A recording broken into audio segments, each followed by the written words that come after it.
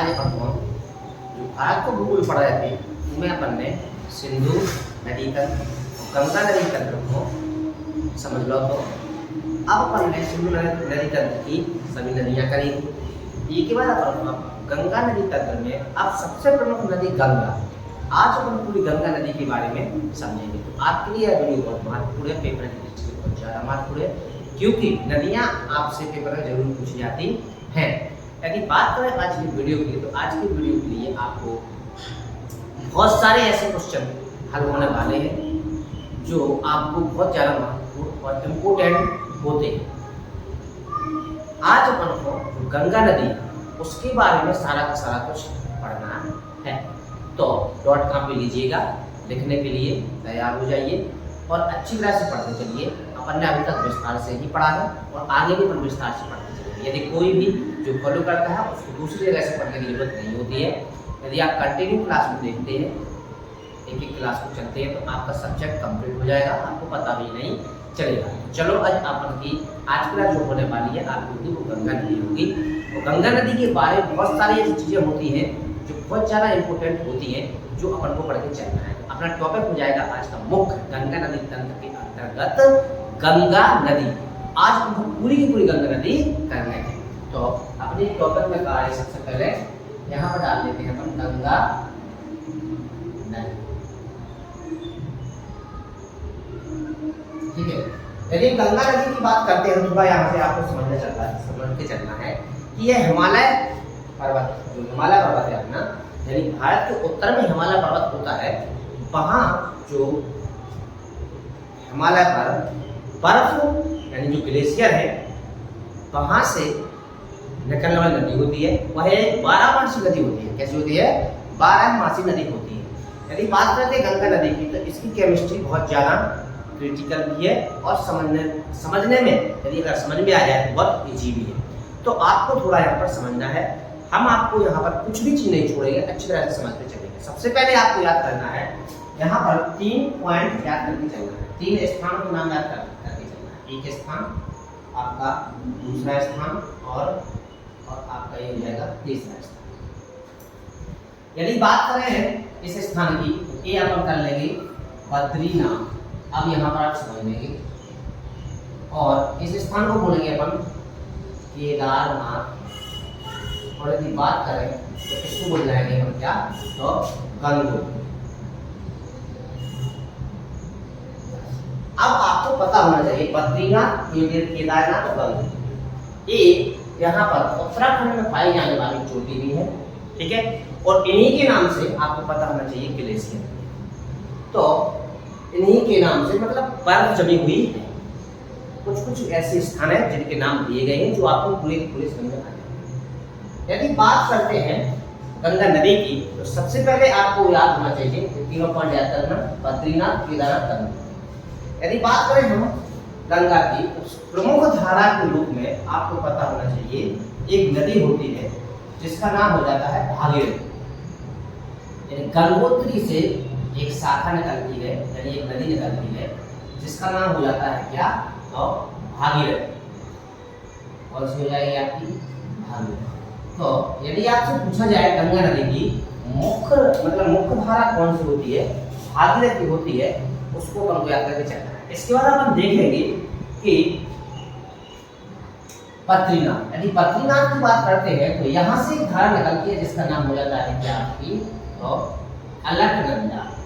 क्या हो जाएगा आपका? अलकनंदा। यहाँ पर आप थोड़ा सा समझ के चलेंगे, अलकनंदा। जब ये दो धाराएं मिलती है, कहाँ पर आपको पता होना चाहिए? तो यहाँ पर हो जाएगा आपका देवप्रयाग। मिलती है देवप्रयाग। तो यहाँ से जो नदी निकलेगी वो हो जाएगी आपकी कौन सी? अब आपको समझना है और बहुत सारी चीजें हैं, बहुत इंपोर्टेंट पॉइंट है। अभी अपन ने मुख्य रूप से देख लिया है कि गंगोत्री से भागीरथी के नाम से एक मुख्य धारा निकलती है और बद्रीनाथ से आपको पता होना चाहिए अलकनंदा निकलती है। और ये दोनों कहाँ पर मिलती है? देवप्रयाग में। वहां से इसको गंगा बोलने लगते हैं। चलो अच्छी बात है। अब थोड़ा सा अपने इसके अंदर अंदर चलते हैं। ये तो अपन को ऊपर का पता चल गया।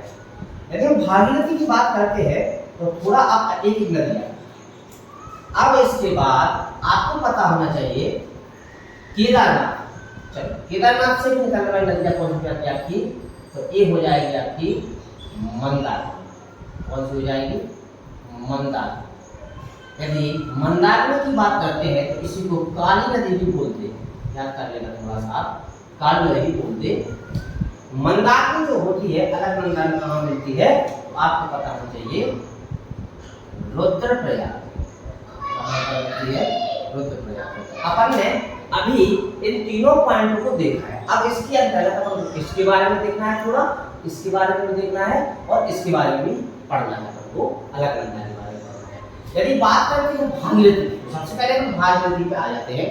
तो भागीरथी की बात बताया अपन को, तो यहाँ पर आपको एक पॉइंट और याद करके चलना है। देवप्रयाग में अलकनंदा के साथ साथ आपको पता होना चाहिए यहाँ पर दो नदियों का संगम और भी होता है।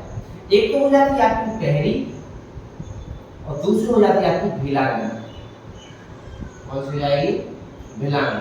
तो अब आपको समझ में आ गया होगा कि रुद्रप्रयाग में टहरी नदी भी, भिलांगना और भागीरथी और इसके साथ साथ अपनी कौन सी अलकनंदा, ये पांचों नदियां मिलती हैं। याद कर लेना, जो रुद्रप्रयाग में मिलती हैं उन पर पूरा पानी इकट्ठा होकर आगे चलती है, तो वो गंगा के नाम से आगे चली जाती है। ठीक है, इसके बाद आपको थोड़ा सा और याद करके चलना है। यदि बात करते हैं आप मंदार, तो मंदार में अपने केदारनाथ जो है उसके यहाँ पर चोराबाड़ी ताल से निकलती है। एक तो यही क्वेश्चन याद करके चलना है, कौन से, चोराबाड़ी ताल से निकलती है। इसके बाद आपको पता होना चाहिए कि मंदाकिनी की एक सहायक नदिया है जिसका नाम होता है बासुकी गंगा। कौन सी आती है, बासुकी गंगा। यदि हम बात करते हैं मंदाकिनी किसमें मिलती है, बासुकी गंगा किसमें मिलती है, मंदाकिनी। तो ये हो जाएगी आपकी कौन सी, तो बासुकी गंगा। थोड़ा आप समझेंगे, थोड़ा सा समझते हैं। तो बासुकी गंगा जो होती है किसकी होती है, अपनी मंदाकिनी की सहायक होती है। और मंदाकिनी किसकी सहायक होती है, अलकनंदा की होती है। अलकनंदा किसकी सहायक होती है, अपनी किसकी होती है, अलकनंदा की धारा किसमें मिल जाती है आपकी, तो भागीरथी मिलती है और गंगा नाम से चली जाती है। और ये बासुकी गंगा होती है, ये मिलती कहाँ पर है, तो सोनप्रयाग। कहाँ पर मिलती है, तो सोनप्रयाग। अब यहाँ पर आपने देख लिया कि जो केदारनाथ से की चोराबाड़ी ताल से मंदाकिनी निकलती है, जिसको काली नदी भी बोला जाता है, और उसके थोड़े से आगे सोनप्रयाग में बासुकी गंगा नाम की नदियां जो कि मंदाकिनी में मिलती है और मंदाकिनी की सहायक होती है। कौन सी अपनी, तो बासुकी गंगा। और बासुकी गंगा जब मिलकर आगे चलती है तो यहाँ रुद्रप्रयाग में इसमें अलकनंदा में मिल जाती है। अब आ जाते हैं थोड़े अलकनंदा पर। अलकनंदा की बात करते हैं तो सबसे पहले आपको यहाँ पर याद करना है, यहाँ से नदी निकलेगी कौन सी आपकी, तो वो हो जाएगी आपकी धौली गंगा। धौली गंगा। यदि धौली गंगा की बात करते हैं तो ये मिलती है आपकी कहाँ पर, तो विष्णुप्रयाग। कहाँ पर मिलती है, विष्णुप्रयाग। ठीक है, और इसके बाद अगर नीचे चलते हैं थोड़ा सा और, तो यहाँ पर आपकी आ जाएगी एक नदी और, यहाँ पर मिल जाएगी जो हो जाएगी अपनी नंदाकिनी। कौन सी हो जाएगी आपकी, नंदाकिनी नदी, जो कि आपसे कहां पर मिलती है, तो नंदप्रयाग। ठीक है, और इसके बाद थोड़ा सा और आगे चलते हैं तो यहाँ पर एक नदी और मिलेगी जिसका नाम हो जाता है कौन सी, पिंडार नदी। ठीक है, जो कि यहाँ पर किसमें, तो कर्णप्रयाग इसमें जाती है आपकी, तो कर्णप्रयाग में मिल जाती है। अब आपको पूरा का पूरा क्या है, एक वृक्ष के रूप में आपको एक दिख रही होगी पूरी की पूरी नदी। तो इसको अपन को समझ के चलना है। यहाँ तो हमने कुछ नहीं छोड़ा है, न छोड़ते हैं। अब इसको थोड़ा सा आप समझ लीजिएगा। ठीक है, यदि बात करते हैं गंगा नदी की, गंगा नदी के नाला में कितनों सारों पानी इकट्ठा होकर आ रहा है, जो कि सारों का सारों ग्लेशियर से रिसके आते हैं, और जो सरों को सरों पानी एक जगह मिलकर कितने से अपनी देवप्रयाग में पूरे इकट्ठा हो जाए, इतने से पानी लगा पता है। तो गंगोत्री जो होती है, गंगोत्री से आपकी कौन सी नदी निकलती है, भागीरथी के नाम से एक शाखा निकलती है, और बद्रीनाथ से एक क्या निकलती है, अलकनंदा निकलती है। तो यहाँ से आपको पता होना चाहिए अलकनंदा, यहाँ से भागीरथी, दोनों मिलकर इसमें देवप्रयाग मिल जाती है, गंगा में लगती है। अब भागीरथी के साथ साथ टिहरी और भिलांगना ये भी किसकी सहायक है आपकी, तो ये कहाँ पर मिलती है, देवप्रयाग मिल जाती है। अब आपको पता हो जो टिहरी नदी बांध जो होता है भारत का सबसे अधिक ऊंचाई पर स्थित बांध हो जाता है, वह किस पर है, तो ये टिहरी नदी पर स्थित है। और एक कहां की बात चल रही है, तो उत्तराखंड की बात चल रही है। अब आ जाते हैं हम थोड़ा सा केदारनाथ पर। चूरावाड़ी ताल से मंदाकिनी या उसी को बोलते हैं काली नदी, मंदाकिनी के नाम से एक नदी निकलती है, आगे जाकर सोनप्रयाग में वासुकी गंगा उससे मिलती है, और फिर मंदाकिनी आगे रुद्रप्रयाग कहां पर आपकी, तो रुद्रप्रयाग में अलकनंदा में मिल जाती है। किसे मिलती है, अलकनंदा में मिल जाती है। इसके बाद अपने बद्रीनाथ से अलकनंदा निकली थी, उसके थोड़े से आगे चलती है अपने अलकनंदा, तो धौली गंगा, कौन सी, धौली गंगा विष्णु प्रयाग में मिल जाती है, इसमें अलकनंदा में। नंदा की नंद प्रयाग में मिल जाती है, किसमें, अलकनंदा में। और पिंडार नदी अपनी कहां पर, अपनी कर्ण प्रयाग में मिल जाती है, किसमें, अपनी अलकनंदा में। और इतना सारा पानी इकट्ठा होकर देवप्रयाग में जो मिलता है, उसके बाद गंगा नदी का निर्माण हो जाता है। अब यहाँ से आपको थोड़ा और समझ के चलना है, बहुत ज्यादा महत्वपूर्ण है, आपको मैंने कुछ नहीं छोड़ा है, बस आपको थोड़ा समझ के चलना है, ठीक है। यदि हम गंगा नदी की बात करते हैं, तो जैसे हम गंगा नदी, देवप्रयाग के बाद गंगा नदी निकली, तो यहाँ पर सबसे पहले एक स्थान मिलेगा जिसका नाम होगा आपका ऋषिकेश। क्या हो जाएगा, ऋषिकेश। और ऋषिकेश के बाद आगे एक स्थान और मिल जाता है हरिद्वार, ठीक है। अब यहाँ पर क्वेश्चन भी समझते चलेंगे, स्थान भी समझते चलेंगे। हरिद्वार की बात करते हैं, तो यहाँ हरिद्वार को थोड़ा सा आपको याद करके चलना है, क्योंकि गंगा नदी जो होती है वह मैदानों में प्रवेश कहां से करती है, क्वेश्चन आपसे पेपर में पूछा जाता है। तो यदि आपसे पूछा जाता है कि हरिद्वार यदि गंगा नदी मैदान में प्रवेश कहां से करती है भारत में, तो यह आपकी हरिद्वार से मैदानों में प्रवेश कर जाती है, ठीक है। अच्छा, इसके बाद जैसे हरिद्वार निकलता है, तो हरिद्वार के बाद अपना यूपी में प्रवेश कर जाती है। और यदि हम यूपी की बात करते हैं, तो यह यूपी में आपको पता होना चाहिए बिजनौर, थोड़े से आगे चलेंगे तो यहाँ पर बिजनौर, फिर उसके बाद थोड़ा और चलेंगे तो नरौरा, इस पर थोड़ा सा आगे चलेंगे तो फर्रुखाबाद, ठीक है। एक और हो जाएगा अपना यूपी में। अच्छा, यूपी में भी और भी आगे चलेंगे, फर्रुखाबाद की बात आपके यहाँ पर आ जाएगा तो कन्नौज, थोड़ा सा और आगे चलते हैं, थोड़ा सा और आगे चलेंगे तो यहाँ पर मिल जाएगा आपको कानपुर, ठीक है। अच्छा, इसके बाद आपको पता होना चाहिए, आगे और चलते हैं तो यहाँ पर मिल जाएगा फिर आपको इलाहाबाद, क्या जाएगा आपका इलाहाबाद। इसके बाद आपको पता होना चाहिए मिर्जापुर, मिर्जापुर, वाराणसी, ठीक है। इसके बाद आगे चलते हैं, वाराणसी के बाद आगे चले जाएंगे अपन, तो इसी के किनारे पे आपको गाजीपुर, क्या मिल जाएगा आपको गाजीपुर। अब यदि बात करते हैं तो यहाँ के बाद गाजीपुर के बाद यह नदी कहाँ चली जाती है अपनी, तो बिहार में चली जाती है। कहाँ पर चली जाती है, तो बिहार में चली जाती है। तो बिहार में आपको 1 2 3 4 पॉइंट याद करके चलेंगे, 4 5। तो सबसे पहले आपको मिलेगा छपरा, छपरा के बाद मिल जाएगा आपको पटना, पटना के बाद मिल जाएगा आपको हाजीपुर, हाजीपुर के बाद मिल जाएगा आपको भागलपुर, और मिल जाएगा आपको तो भागलपुर। तो छपरा, पटना, हाजीपुर और भागलपुर। इसके बाद अपनी कौन सी जाएगी, इसके बाद आपको थोड़ा सा आगे और चलना है, तो यहाँ से एक नदी किसमें प्रवेश कर जाती है, अपनी बिहार। तो यदि हम उसमें झारखंड, यदि झारखंड की बात करते हैं तो यहाँ पर 2 स्थान, 2 जिले और मिलेंगे झारखंड के। तो एक तो मिल जाएगा आपका साहिबगंज, और इस पर दूसरा स्थान हो जाएगा पाकुड़, तो ये दोनों हो जाएंगे आपके, ये हो जाएंगे आपके झारखंड। झारखंड के बाद यहाँ पर पश्चिम बंगाल में, तो यहाँ पर फरक्का, यहाँ पर आपकी, यहाँ पर फरक्का में फरक्का बैराज बनाती है और यह 2 शाखाओं में बढ़ जाती है। यदि 2 शाखाओं की बात करते हैं तो एक शाखा आपकी हुगली के नाम से चली जाती है, दूसरी शाखा पश्चिम बंगाल में प्रवेश कर जाती है। यही आपको याद करके चलना है। तो एक हो जाएगी आपकी कौन सी, हुगली, ये हो जाएगी आपकी दूसरी भागीरथी, भागीरथी जो कि पद्मा के नाम से, किसके नाम से, पद्मा के नाम से बांग्लादेश में जानी जाती है। ठीक है, इतना याद करके चलना है।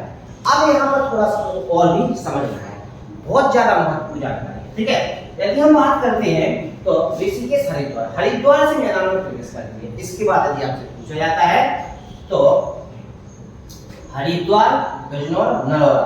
अब आपको यहाँ पर थोड़ा समझना है, हरिद्वार, बिजनौर और नरौरा। यदि इन 3 स्थानों की बात करते हैं तो ये ऊपरी गंगा नहर, कौन सी हो जाएगी आपकी, ऊपरी गंगा नहर, कहां से जाती है आपकी, तो हरिद्वार से। बिजनौर की बात करते हैं तो बिजनौर में मध्य गंगा नहर, मध्य गंगा नहर। और यदि हम नरौरा की बात करते हैं तो निम्न गंगा नहर, निम्न गंगा नहर, समझ में जाएगा। ठीक है, इसके बाद अपन ने देखा था कि नीचे आएंगे थे अपन तो फर्रुखाबाद, फर्रुखाबाद के बाद आपने देखा था आपको फर्रुखाबाद, कन्नौज, कानपुर। इसके बाद अपना आगा था क्या, इसके बाद देखेंगे अपन, तो इसके बाद अपन ने क्या देखा था, फर्रुखाबाद, कन्नौज, कानपुर। यहाँ पर एक स्थान और याद करके चलेंगे जो हो जाएगा अपना फतेहपुर, कौन सा, फतेहपुर। ठीक है, अब हम चलते हैं तो अपना कौन सा हो जाएगा, इलाहाबाद। यदि हम बात करते हैं कन्नौज की, तो यहाँ पर एक नदी आती है जो किसमें मिल जाती है आपकी कन्नौज में, गंगा में, जिसका नाम हो जाता है रामगंगा। कौन सी हो जाती है, रामगंगा। अब यहाँ पर थोड़ा सा आप समझते चलेंगे। ठीक है, अच्छा, इसके बाद कन्नौज के बाद आपकी कानपुर, फतेहपुर, इलाहाबाद। अगर हम इलाहाबाद की बात करते हैं तो यहाँ पर गंगा की सबसे बड़ी सहायक कौन होती है, यमुना। अब यमुना, गंगोत्री, यहाँ पर मान लेते हैं अपन क्या, तो यमुनोत्री। यदि यमुनोत्री की बात करते हैं तो यहाँ से एक नदी निकलती है यमुना, जो आपकी बहती हुई यहाँ इलाहाबाद में किससे मिल जाती है, तो गंगा में मिल जाती है, जो एक कौन सी नदी हो जाती है आपकी, तो यमुना। ठीक है, यह गंगा की सबसे बड़ी सहायक नदी हो जाती है। ठीक है, इसके बाद आगे चलेंगे अपन तो मिर्जापुर, वाराणसी और गाजीपुर। यदि हम बात करते हैं गाजीपुर, तो यहाँ पर एक नदी मिलती है जिसका नाम हो जाता है क्या, तो गोमती। कौन सी नदी हो जाती है, गोमती। तो गोमती किसकी सहायक होती है आपकी, गंगा की सहायक होती है। इसके बाद चलते हैं हम सीधे आगे जाकर तो छपरा। यदि हम छपरा की बात करते हैं, आपको पता होना चाहिए, तो यहाँ से निकलती है नदी जिस जो कौन सी होती है आपकी, तो घाघरा। कौन सी होती है, घाघरा, जो किसकी सहायक हो जाती है आपकी, तो गंगा की सहायक हो जाती है। इसके बाद आ जाता है पटना।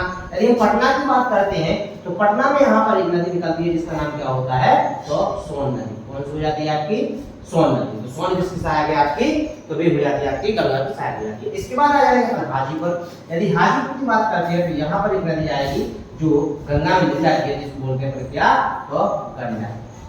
ठीक है, इसके बाद आ जाता है कि अपना तो भागलपुर। यदि भागलपुर की बात करते हैं तो यहाँ से निकलने वाली जो हमने बताया था कौन सी हो जाती है आपकी, तो कोसी।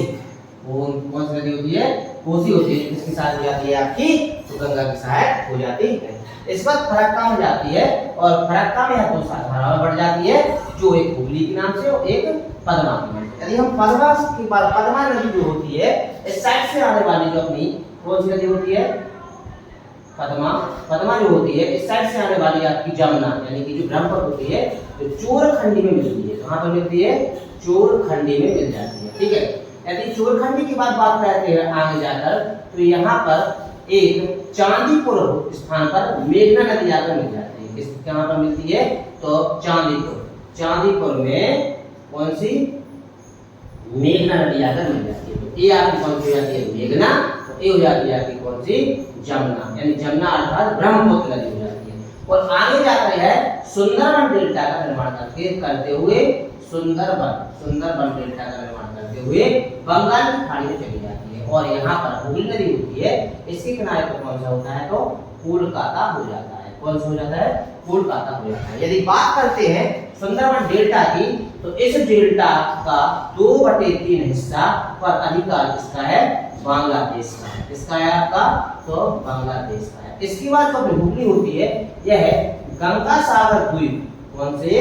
गंगा सागर द्वीप। याद करना, गंगा सागर जो द्वीप होता है ये किस नदी के मुहाने पर है? तो हुगली नदी के मुहाने पर हो जाता है। और उसके बाद यह नदी वहां पर चली जाती है आपकी, तो यह आपकी बंगाल की खाड़ी में चली जाती है। तो इतनी सारी चीजें आपको याद करके चलना है, ठीक है। अब यहाँ पर कुछ इंपोर्टेंट पॉइंट है जिनको अपन को याद करके चलना है। यदि हम बात करते हैं गंगा नदी की, तो यहाँ पर आपको थोड़ा थोड़ा समझ में आ गया होगा क्या क्या होता है, ठीक है। यदि हम गंगा नदी की बात करते हैं तो सबसे पहला पॉइंट इसकी लंबाई की बात करते हैं, तो इसकी लंबाई कितनी होती है? तो आपको पता होना चाहिए 25-25 किलोमीटर, जो कि लंबाई हो जाती है। कहां पर? अपने भारत। यदि गंगा नदी की लंबाई की बात करते हैं तो 25-25 किलोमीटर हो जाती है। यदि इसका उद्गम का बात करते हैं तो इसका उद्गम कहां से होता है? उद्गम आपको फ्लो चार्ट के माध्यम से, इसके डायग्राम के माध्यम से पूरा समझ में आ गया होगा। यदि उद्गम की बात करते हैं तो गंगोत्री ग्लेशियर से निकलती है। और यह समागम यदि आपसे पूछा जाता है, गंगोत्री से निकलती है। और यदि आपसे समागम पूछते हैं, क्या पूछा जाता है? समागम। यानी यह गिरती कहां पर है? तो इसका आंसर हो जाएगा आपका बंगाल की खाड़ी। कहां पर गिरती है आपकी? तो बंगाल की खाड़ी। अच्छा, दूसरा क्वेश्चन आपका बहुत ही महत्वपूर्ण क्वेश्चन हो जाता है। यदि बात करते हैं गंगा नदी की, उत्तराखंड कितनी? उत्तराखंड में यह कितने किलोमीटर की दूरी बहती है? तो यह हरिद्वार तक 310 किलोमीटर बहती है। किसमें बहती है? 310 किलोमीटर में बहती है। यदि बात करते हैं उत्तर प्रदेश की, तो उत्तर प्रदेश में यह कितनी होती है? तो ये उत्तर प्रदेश में आपको कहां पर? यहाँ तक, यानी कि गाजीपुर तक। ये आपकी 1140 किलोमीटर। यहाँ पर आप बहुत ज्यादा इंपोर्टेंट है, याद करके चलेंगे। 1140 किलोमीटर बहती है किसमें आपकी? तो उत्तर प्रदेश। यदि बात करते हैं बिहार की, तो बिहार में है आपको 455 किलोमीटर। कितनी? 455 किलोमीटर में बहती है। यदि बात करते हैं, यदि आपसे बात करते हैं कितनी कहां की? अपनी पश्चिम झारखंड की। यदि झारखंड की बात करते हैं तो यह है 45 किलोमीटर के अंतर्गत बहती है। और यदि बात करते हैं पश्चिम बंगाल की, तो पश्चिम बंगाल में यह है, आपको पता होना चाहिए, 520 किलोमीटर में बहती है। तो अब आपको समझ में आ गया होगा कि जो अपनी गंगा नदी होती है यह उत्तराखंड में कितनी आपकी? तो 310 किलोमीटर। इसके बाद आपको यूपी में कितनी आपकी? 1140 किलोमीटर। इसके बाद आपको पता होना चाहिए बिहार में आपकी 455 किलोमीटर, झारखंड में आपकी 40 किलोमीटर। और अगर बात करें पश्चिम बंगाल की, तो इसमें आपकी 520 किलोमीटर में बहती है। ये आपने चीज क्या कर लिया है? तो गंगा नदी के बारे में समझ लिया। इसके बाद और भी यहाँ पर महत्वपूर्ण पॉइंट है जिनको अपन को याद करके चलना है, ठीक है। यदि हम गंगा नदी की बात करते हैं तो आपको पता होना चाहिए कि तो कुछ पॉइंट और भी अपन को जो पॉइंट है इंपोर्टेंट जो आपको याद करके चलना है। यदि बात करते हैं गंगा नदी की, तो यह है भारत का सबसे बड़ा अपार माना जाता है। यह भारत का सबसे बड़ा, गंगा नदी का सबसे बड़ा अपवाहन कौन सी नदी ग्रहण करती है आपका? तो क्या है आपकी? गंगा नदी ग्रहण करती है। गंगा नदी का सबसे बड़ा अपवाहन होता है जो कि 8.6 लाख वर्ग किलोमीटर में चलता है।